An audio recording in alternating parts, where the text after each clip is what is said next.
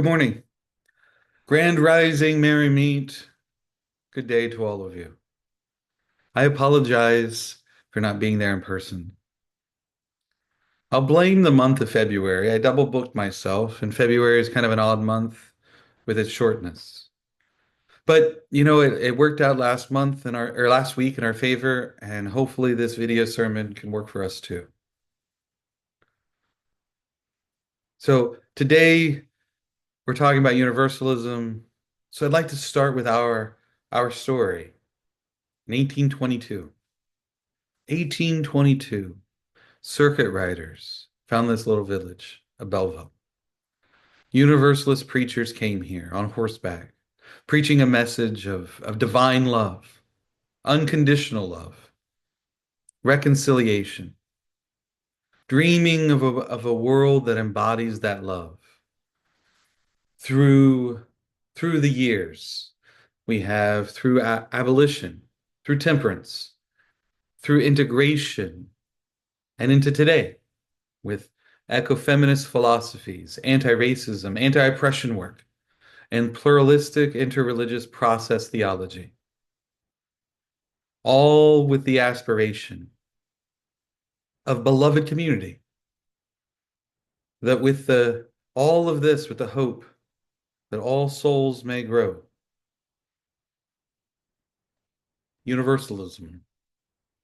It always puts a smile on my face when we are regarded as the Universalist Church. I am in many UU spaces and I identify with both U's, the Unitarian U and the Universalist U, and the larger tradition of Unitarian Universalism. The other day, I was in a meeting in Mansfield, and it was kind of a callback to my former professional life. The meeting was for math teachers, helping them to grow in their practice, thinking about educational psychology and the ways that we can help kids to learn. I haven't consulted much in the last few years, but I was interested in helping. I sat next to a colleague, introduced myself. Quickly, the conversation went to, oh, what school are you at? Well, my situation's a little different. And I explained that I'm a full-time minister and I serve here at Belleville and I serve at East Shore. And it turns out the person I was sitting with was also a consultant, but embedded in schools. Polite conversation revealed that she's active in her church community, sharing the changes, venting a little of the changes that she's experiencing at her church, that her pastor unilaterally made, disbanding the choir, reorganizing her Sunday school class, restricting her to which pews she can use and which she can't. I encouraged her. I sympathized with her. I encouraged her to empathize with the pastor. What might he be trying to accomplish? And I encouraged her to keep praising through song, perhaps leading the choir to sing during the service as a protest against the patriarchy. And we had a good laugh. Pretty much all day long, we'd argue and laugh and argue and laugh. She would she would get the right path to an answer and then the right answer. And I'd offer some different ways to think about the path, exploring all of the different paths there are to get to the right answer. She noticed this and jokingly said, this is what happens when a Baptist and a Universalist are in the same math group. I carry my universalism on my sleeve, deep embedded within my liberal bleeding heart. And I believe that universalism is incredibly relevant today, perhaps more relevant than other times. So I'd like to start with those other times and lead up to today. It's been a minute since we've name dropped some of these early church leaders, so um, I'd like to start with George de Benneville. Born in 1703 and died in 1793, de Benneville was a universalist who embraced plurality. He was a nobleman, an Englishman. Um, he experienced the full spectrum of health and had his share of poor health.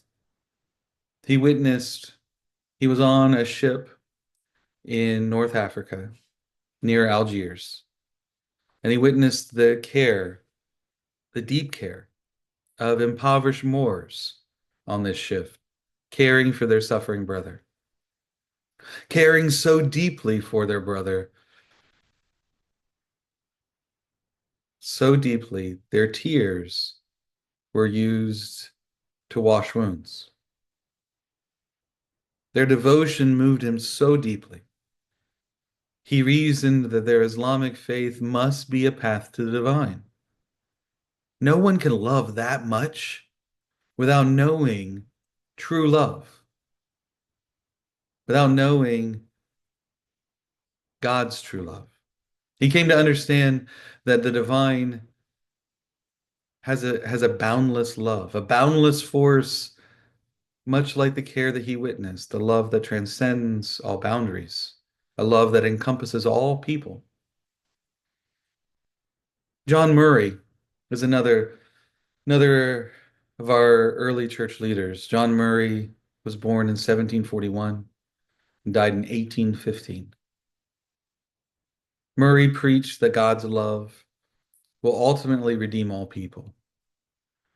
Though he left out the theological mechanisms, he left that kind of open-ended. But he affirmed that the divine love is unbounded. It's relentless. It's capable of embracing every soul. John Murray is regarded typically as the founder of Universalism in the US. The next is Elihu Winchester, born 1751, died 1797. A restorationist, Winchester envisioned a universalism where divine justice and love are inseparable. Divine justice was the argument against universalism, that how can we exist in a world where there is sin and no retribution for that sin? But he proposed that love is inseparable from the divine, that justice and mercy are intertwined. And he proposed a little bit of that mechanism from Murray, a temporary punishment to refine the soul, ultimately leading to a restoration. Like gold tested in fire, the soul is purified, not abandoned.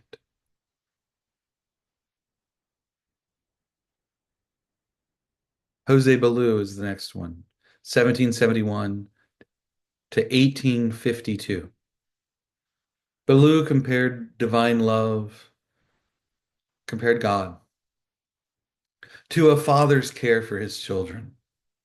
If a human parent can guide their children with love, how much more expansive and unconditional must the divine's love be? Ballou was regarded as an ultra-universalist, proclaiming that all souls are immediately embraced in heaven upon their death, without condition, without delay, just their heavenly Father, loving them eternally. So, all of these vignettes of historic folks, what does universalism mean to you? What does it mean today? We might define it differently based upon our spiritual or academic experiences. As foundational as a foundational source of our tradition, how does it resonate with you? The pluralist, many trails leading to the mountaintop. The restorationist, we can heal from our traumas, our hardships, our pain through love, and are loved through them and beyond them. Or the ultra universalist, you are loved no matter. Love carries you to heaven as you are, as you are becoming. You are beautifully made and are deeply loved. Still, We're still all of these stories, all of these identities. Universalism's not a fixed point, but a breathing, living tradition. So there are two ways to think about this tradition.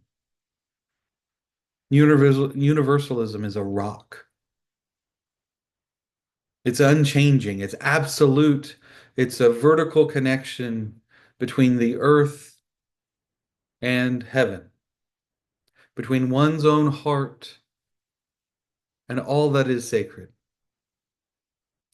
to the divine, to our siblings, to the ground in which we live, that unchanging rock. But there is also the living tradition, the growing, evolving, adapting. This is our horizontal connections. This is the justice work that we do, the ways that the winds can shape a mountainside, the ecosystems in which we inhabit. It's the acknowledgement that theology has to respond to the rising and receding tides of history, the injustices, the progress. Our tradition doesn't dictate what we believe. We are an open canon, we are non-creedal, but our tradition invites you into collective exploration. It calls us to reflect on divine love in ways to respond to the world around us. The rock is our justice work. We look through time at this tradition and we see the evolution. Here is an example. Our response to racism has evolved. Abolition wasn't enough. So we pursued integration. Integration wasn't enough. So we settled for tolerance. Tolerance wasn't enough. So we moved toward anti-racism. And even now, this work continues as we aspire to build beloved community. Universalism and justice, these are interconnected, inseparable. I believe that the principles and values that we have today are shaped with the universalism of Diviniville that identifies with a poor Muslim family and caring for the sick and the infirmed. Divine love and devotion to caring for others is the call of love, to care regardless of faith, regardless of nationality, regardless of creed, regardless of another person's tradition. This is the universalism that inspires us to advocate for economic justice, for immigration reform, caring for our neighbors and siblings regardless of their paperwork. No child should go to bed hungry. No one should be starving from lack of food, ever, period. No one should be denied medical care. Life is sacred and holy. Universalism compels us to act against injustice, not out of fear of damnation, but from an awareness of the boundless love that embraces us all. If love is truly infinite, then it reaches the oppressed, the marginalized, the incarcerated, the forgotten, affirming the worthiness of each of us. We can be love's embrace. We can work to alleviate the suffering in ourselves and in others. The only hell that exists is the one we create. We create it today with genocidal governments in Gaza, the slow death of indigenous families through poverty here in North America and beyond, the transnational corporations and their neo-colonialism that forces families to work cobalt mines in Africa, the trapping of the working class and the enslaved class into cycles of suffering for the wealth produced by the working class and seized by others. To believe in universalism is to resist these hells and to work for liberation for all of us. So what are the hells in your life? How can we actively deconstruct those? Is it loneliness? Let's connect in coffee hour. We have a potluck today. Is it material poverty? Let's share our things. Let's create mutual aid. If I have a surplus of this, I welcome you to have it. Is it purpose and making a difference in the world? Well, let's brainstorm ways that we can serve our ecosystems and our siblings, the ways that we can fight fascism and neocolonialism. We can pool our resources, we can pool our networks, we can talk to folks, we can make a difference. We can reach out democratically to our elected officials. We can walk the walk. But sometimes that work feels daunting and impossible. And when it feels too daunting, remember this. This church brings atheists and Christians and pagans and Buddhists all into the same space, and we worship together on Sunday morning. Some would regard that as an impossible task. It's 11 something o'clock right now. We've already accomplished impossible things on a Sunday morning, nevertheless. Divine love emboldens us to accept the call to dismantle systems of oppression, to fight against racism in our own hearts and in our society, to fight for economic justice, to create opportunities for others, to fight against environmental destruction, to fight against climate change, to build communities that reflect the inclusivity that we believe in, to usher into radical inclusivity. Everyone belongs. Love without exception. Universalism today is not merely about the afterlife. For me, the afterlife's an afterthought. Let's free people from the hell they live in today, in the here and now. That freedom comes in radical love. Love that doesn't require conditions, purity tests, theological uniformity. This love extends to the refugees at our borders seeking safety, to the incarcerated people, the person in a prison or in a jail longing for a second chance, the worker earning an unjust wage, or the worker with far too many jobs. To each of us, when we are in need of medical care, when we need the safety to heal. To the LGBTQ plus community, rejected by their family or society, or the medical establishment or our laws in our land. To the planet, suffering under human exploitation. So how do we do this? How do we embody this radical love? The love that is doing the things fully and fiercely without exception. We welcome the stranger without suspicion, just welcome. Come on in.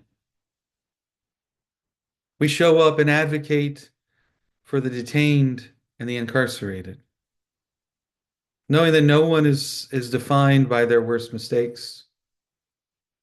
We show up when we demand fair wages, not just for ourselves, but for every worker struggling to survive.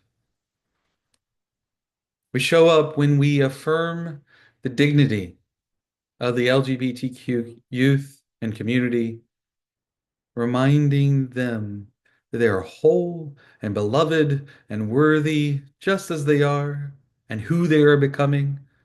All of that is lovely and holy. We show up when we fight for the earth, recognizing creation isn't ours to exploit, but ours to cherish and to protect. Radical love is not convenient. It makes us, it asks us, it beckons us to step beyond our comfort, beyond fear, beyond the easy answers, to ask us to love, not just in theory, but in action. Come downstairs, share ideas, share your wants, share your needs, share the surplus that you have, the strengths that you bring. Together we can figure out how to love our whole community, how to liberate folks from the hells that they're in. Let us love without exception and live as though the sacred is not just in heaven, but here, in each other, in justice, in liberation, in this world that only us can build together. Universalism is not just a belief, it's a way of being, a way of feeling more and more love. And I think this love, this universalism, is much more relevant today. Amen.